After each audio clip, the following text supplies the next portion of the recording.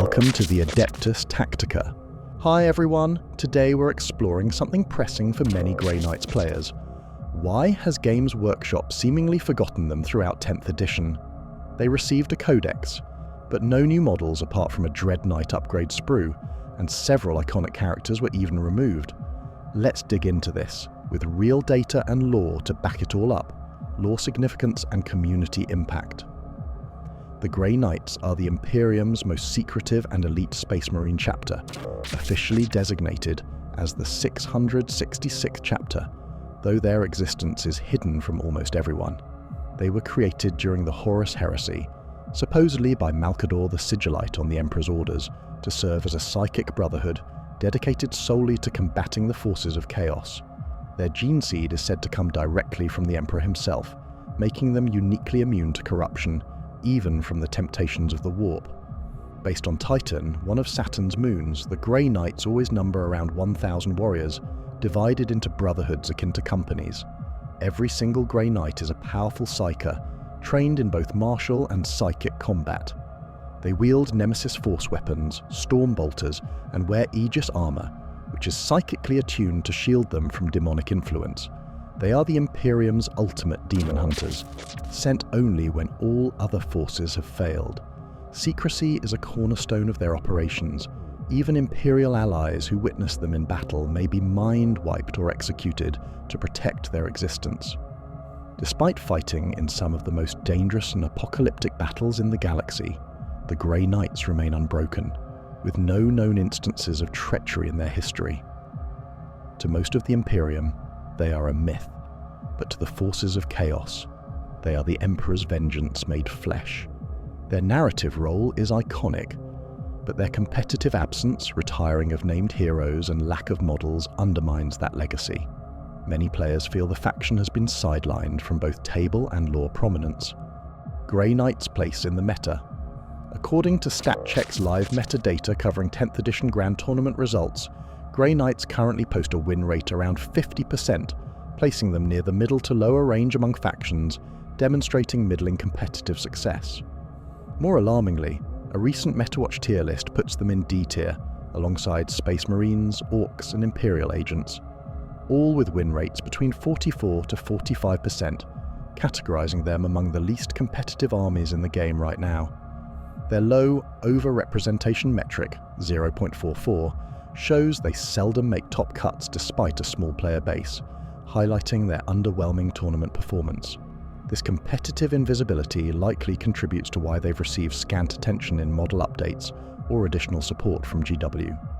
The 10th edition, Codex without new miniatures. Grey Knights did receive a full 10th edition Codex, updating datasheets and rules, but not a single new infantry model.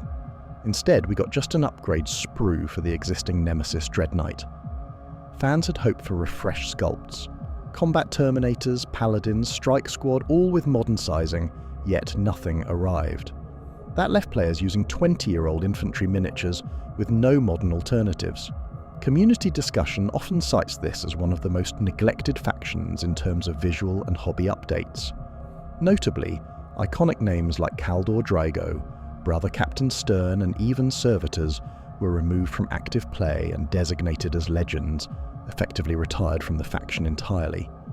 This pullback in both rules and models sends a statement. Grey Knights aren't currently a focus for GW's visual or lore support. Possible reasons for the silence. Let's explore and theorize why Grey Knights might have been left aside. Model range complexity and cost. A full model refresh, Terminators, Paladins, Purifiers, etc. is a significant investment for GW. Grey Knights share territory with Space Marines and Chaos Forces. A dedicated range might dilute ROI across the board. Low player representation and performance. With low win rates and scarce representation in competitive events, Grey Knights don't show up often enough to warrant high production priority.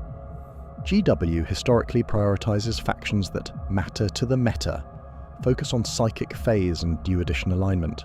In recent editions, GW seems cautious around psychic-heavy armies, e.g. Grey Knights, possibly due to balance complexity. They may be waiting to merge them into broader psychic-focused armies, like Inquisition, in a future edition, codex integration or rebranding. Some community speculation suggests Grey Knights might be subsumed into a more general Inquisition faction in 11th edition, rather than being refreshed on their own. While unconfirmed, this could explain GW's muted support for standalone updates. Now, of course, all of this is speculation from a pessimistic point of view. There is also the possibility that this lack of attention could be a good thing for Grey Knights going forward. What 11th edition could mean?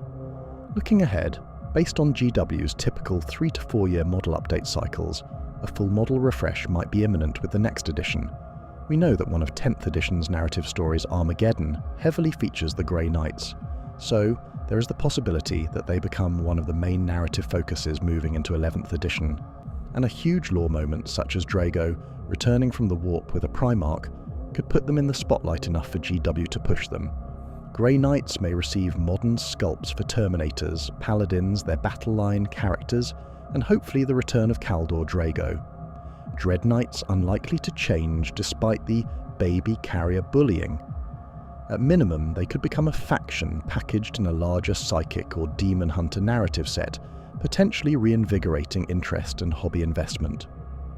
Conclusion. In short, Grey Knights have been largely forgotten in 10th edition. Delisted characters, crude modelling updates, middling performance in competitive play, and fading presence. But the story doesn't need to end there. A full refresh in the 11th edition could be just the spark this faction needs. If you enjoyed this video, hit like and subscribe for more competitive and lore-drenched analysis.